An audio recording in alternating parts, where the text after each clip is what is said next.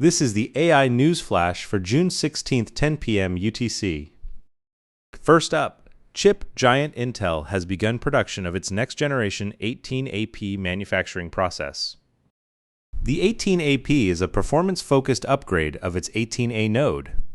Intel says it's now in initial production and will move to high-volume manufacturing, driven by surging CPU demand from the global AI build-out. Google has already placed orders to have chips made by Intel, while NVIDIA is testing its processes for possible future use. Intel's foundry unit posted $5.4 billion in revenue last quarter, but a $2.4 billion operating loss. Even so, Intel's shares are up 224% this year and 476% over the past 12 months on hopes for its manufacturing comeback. Next, the FBI has released a report showing the alarming impact of AI-generated scams. In 2025, complaints tied to AI scams topped 22,000, with total losses of $893 million.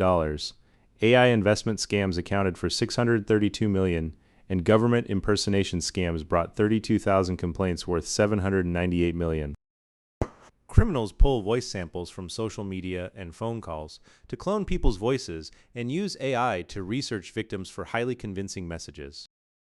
FBI Special Agent Timothy O'Malley warns, quote, "You're under attack every day," and urges families to set code words and avoid sudden wire transfers. Third, asset manager VanEck says Bitcoin miners' pivot to AI faces a $50 billion reality check. Miners are expanding into AI and high-performance computing data centers, but VanEck estimates a $50 billion near-term funding gap, rising to $221 billion in long-term capital if current plans proceed. Only about 25% of leased AI and HPC capacity has actually been delivered to customers. Analysts say, quote, "Execution, not signing, becomes the next premium," warning that missed construction milestones could trigger sharp investor deratings. Names like Core Scientific and Riot Platforms are in focus, exposing the wall of capital and execution behind the flashy AI pivot. Finally, experts warn that agentic AI is arriving in government faster than its guardrails.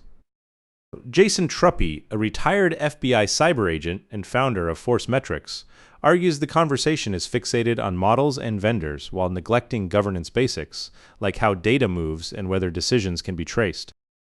Autonomous AI agents that move across systems and files create new pathways for misuse and risk black box decision-making.